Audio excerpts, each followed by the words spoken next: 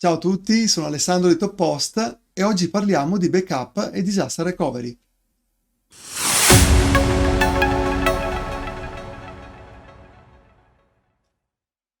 Il 31 marzo di ogni anno ricorre la giornata mondiale del backup. Il senso di questa ricorrenza annuale è ricordare l'importanza di avere una copia dei propri dati.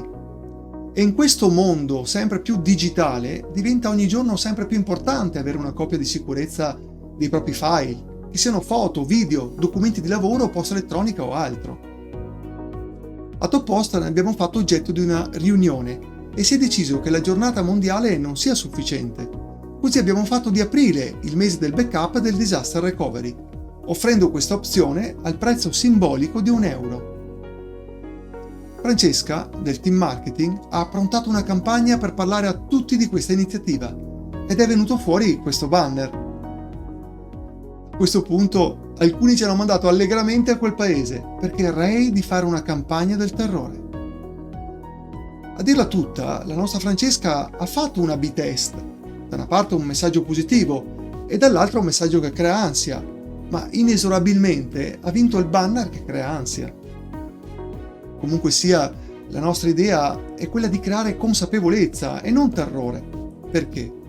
Perché sono ancora troppi quelli che installano un allarme a casa solo dopo aver subito un furto, rispetto a quelli che lo installano per scongiurarlo. E lo stesso si può dire del backup. Ad oggi abbiamo trattato in assistenza quasi 600.000 ticket. E sapete quante volte le persone si ricordano del backup solo dopo aver perso tutto? Magari perché hanno formattato il PC e non hanno più in locale la copia del loro sito web. Forse si tratta di un CMS non aggiornato, è stato violato e ora andrebbe sostituito con una copia precedente alla violazione. E gli IT che ci chiedono: per caso avete una copia di backup del mio sito? A noi dispiace quando accadono queste cose e vorremmo poter essere utili, ma non facciamo backup per caso. Il backup con il disaster recovery è qualcosa che va pensato in anticipo. Quindi quali sono i consigli che oggi posso darvi? Primo, attivate l'opzione di backup automatico su Top Post e in più fate anche una copia locale periodica sul vostro PC. Buona regola è quella di avere più di un backup. Secondo aspetto, i backup di Top Post sono effettuati in modalità disaster recovery. In parole spicciole, che significa? Che il vostro sito è attivo ad esempio nel data center di Roma, ma il backup risiede fisicamente nel data center di Milano.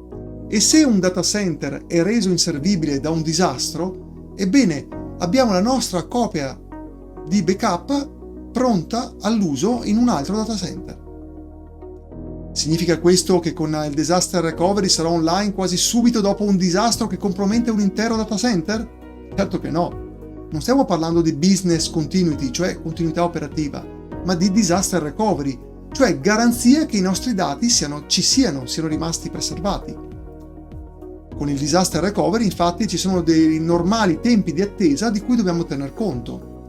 Ad esempio, dobbiamo attendere che venga preparato un nuovo server, che siano configurati tutti i servizi che avevamo in precedenza, i vari account, e poi si potrà procedere con il ripristino del backup.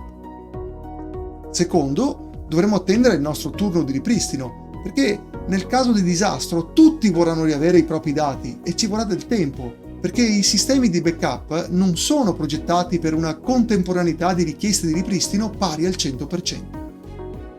Bene, per oggi è tutto. Spero di essere riuscito a fare una panoramica chiara del concetto di backup e di disaster recovery.